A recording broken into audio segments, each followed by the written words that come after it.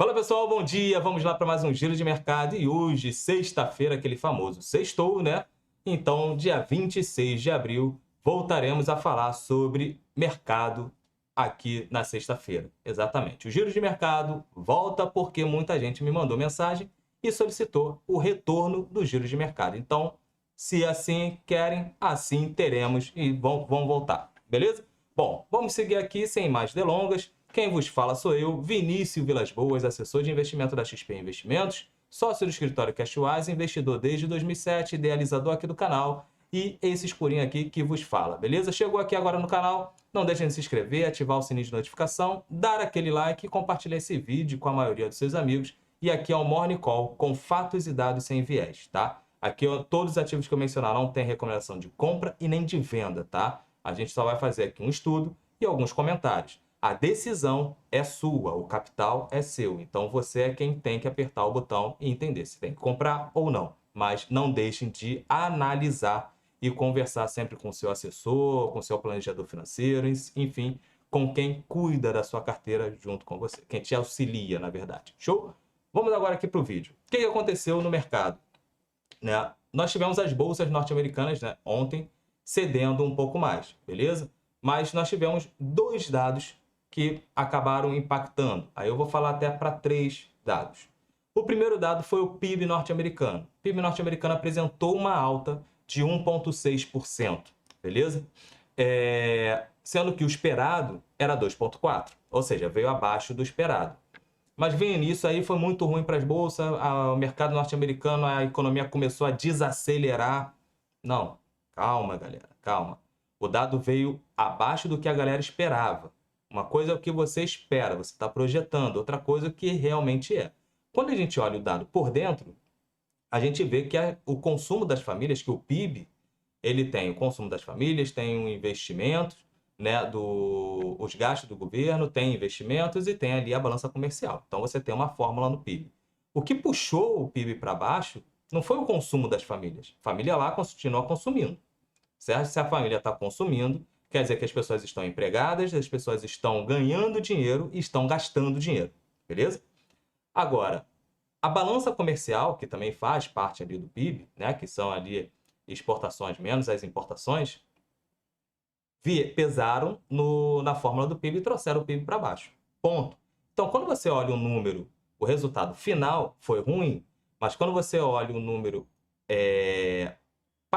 ponto a ponto, você vê que não foi tão ruim assim. O problema na Bolsa norte-americana ontem, e que acabou afetando as bolsas no mundo todo, não acredito que seja somente o PIB, tá? Na minha leitura. Só que depois nós tivemos ali a leitura do PCE, que veio com uma alta, né? O índice de gastos com consumo norte-americano teve uma alta de 3,4%, né? Então, calma aí, se a economia está cedendo, como é que a inflação está subindo, né? Então, entramos numa estagflação, né? Que todo mundo gosta de falar. Não vejo isso lá nos Estados Unidos nesse momento, beleza? O que acontece? Quando o PCE veio acima, né, bem acima do que a galera estava esperando, isso corrobora o PIB, quando você olha o PIB por dentro, porque o consumo veio alto e automaticamente, quando tem um maior consumo, o que acontece com a inflação? A inflação sobe.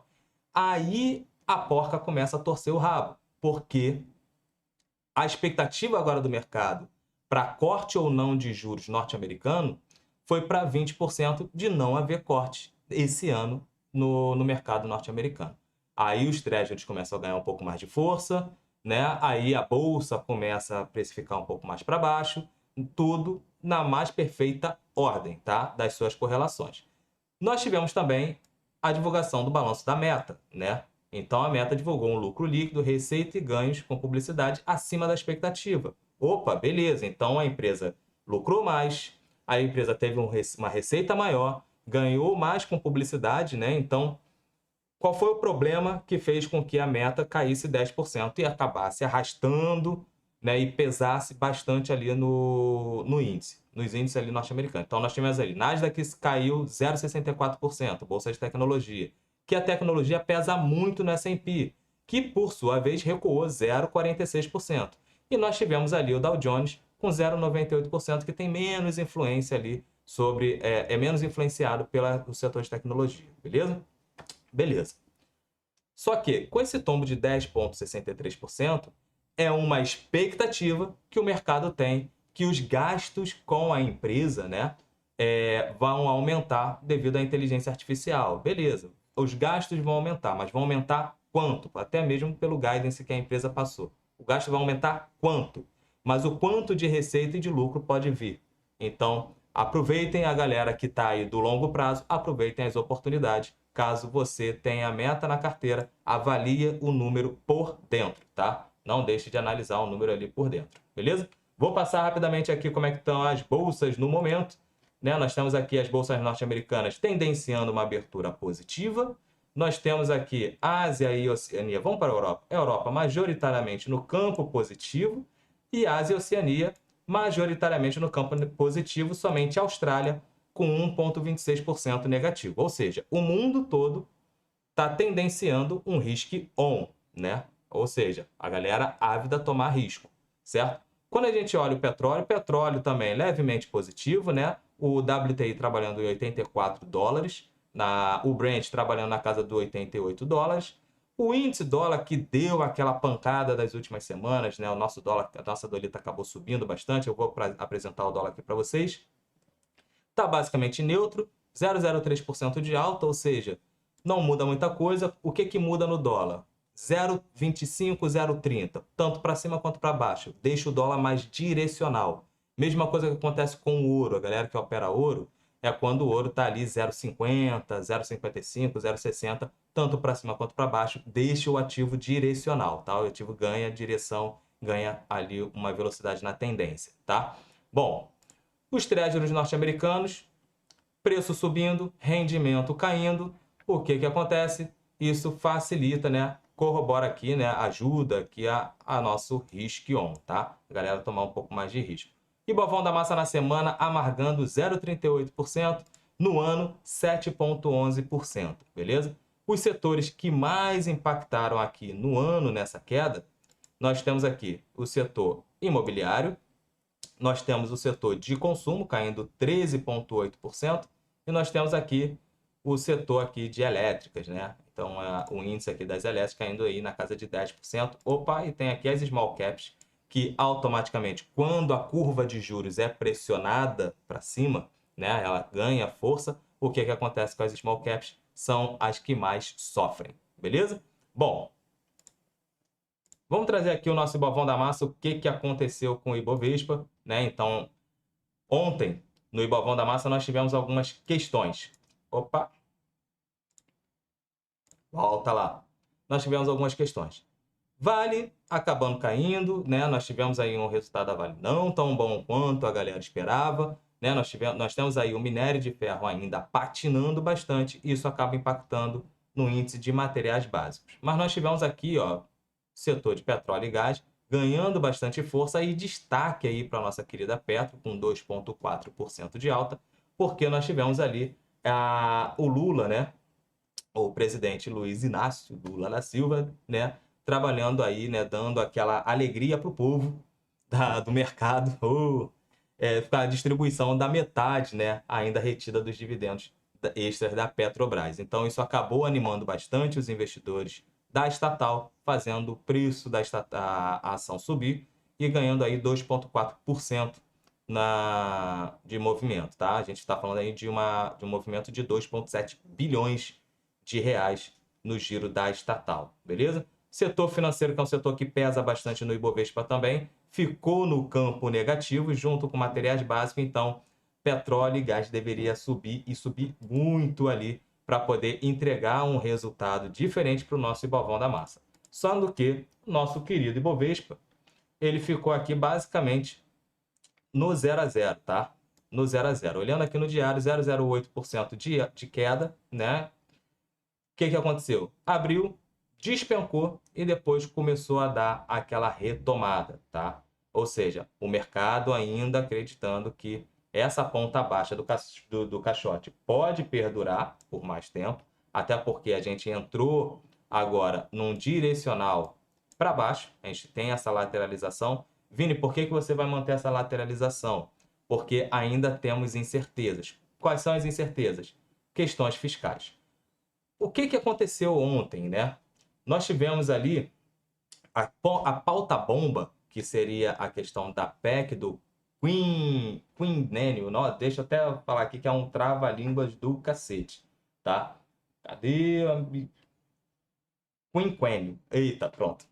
Botei ali. Então, assim, nós tivemos Arthur Lira sinalizando positivamente para andamento dessa PEC, né? E isso vai impactar ali no nosso fiscal na casa ali de 40 bilhões de reais. Então, isso acaba gerando um alívio para o mercado. Os treasuries, ó, os nossos DIs acabaram. Cadê os nossos juros? Deixa eu pegar aqui minha curvinha dos juros. Tá aqui.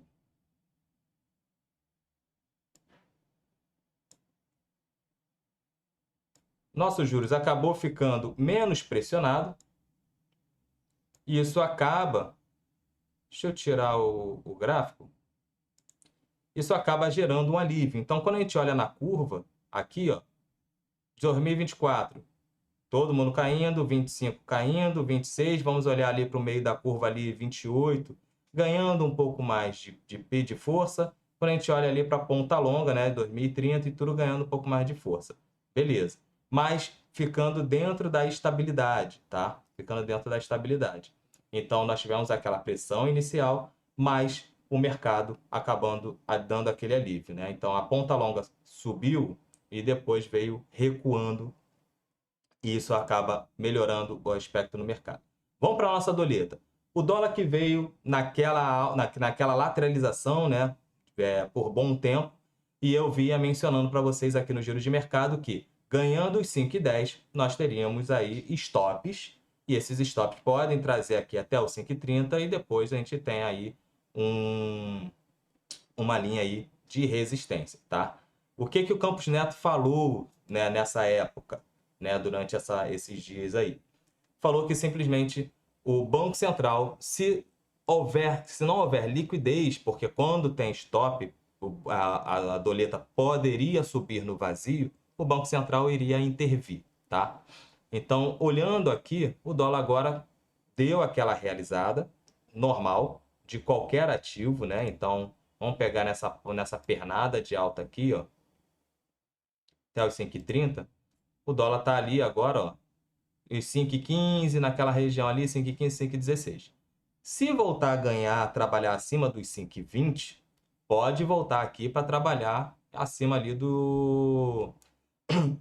para cima dos 5,30. Ganhar os 5,30 é uma outra discussão. Ganhar os 5,30 é uma outra discussão. Por quê, Vini? Porque envolve o nosso fiscal. Envolve também, quando a gente fala de moeda, a gente não pode falar só sobre a valorização do dólar, tá? O dólar pode ficar forte no mundo.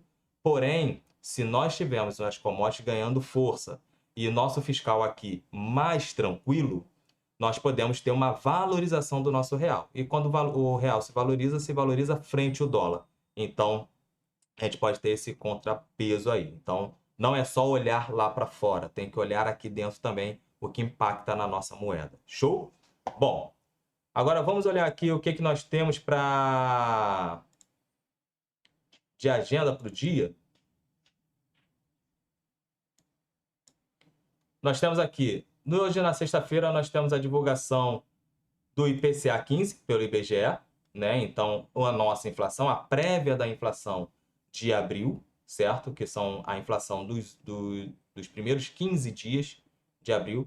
Nós temos aqui o Roberto Campos Neto, presidente do Banco Central, vai participar da palestra de perspectivas para o Brasil, né? Um evento online, às 9 da manhã. Então, assim, é importante acompanhar. Quem gosta de acompanhar a fala do presidente do Banco Central, ele provavelmente vai falar sobre a política, a expectativa da política monetária lá fora, que essa política monetária lá do Federal Reserve impacta aqui no nosso Brasilzão também, tá? Nós temos às 10 horas da manhã o Tesouro divulgando o boletim trimestral de estatísticas fiscais, né, do governo geral. Isso também impacta em quê? Fiscal. Vamos olhar aqui essas estatísticas, beleza? Bom, 6 horas da manhã teve lá na inflação, né, dirigente do BCE falando, beleza e tal. Bom, mercado norte-americano, departamento de comércio, né, os gastos no consumo, né, a renda do pessoal, nós temos aqui o núcleo PCE, tá? O núcleo PCE. Vini, mas ontem não teve aí uma leitura do PCE? Sim, nós tivemos. Mas hoje nós temos aqui o núcleo PCE, que é importante a gente acompanhar, até porque é o maior indicador do mercado, o maior indicador que o Federal Reserve, né, o Banco Central norte-americano, ele toma como base, tá? Para poder direcionar ali se vai baixar ou não. Tem gente que está falando até em aumentar a taxa de juros lá nos Estados Unidos. Acho pouco provável, mas vamos aguardar, tá? Fatos e dados sempre. 11 horas da manhã, lá nos Estados Unidos, nós temos o índice de sentimento do consumidor de Michigan, que é um indicador bem importante. Depois, nós temos aqui o lucro industrial da China, tá? Porque a contagem de sonda lá, Baker Hughes, não muda absolutamente nada no mercado de petróleo. Beleza? O que nós temos de balanço antes da abertura nos Estados Unidos? Chevron e ExxonMobil, né? Vai divulgar o seu balanço antes da abertura. E após o fechamento, nós temos aí a Ipera divulgando seu balanço aqui no Brasil. Beleza? Bom, esses são os recados de hoje. Muita atenção com o capital de vocês. Sextou, galera. Então, um excelente final de semana para todo mundo. Muita calma nessa hora. E segunda-feira a gente volta com mais informação aqui para vocês. Valeu!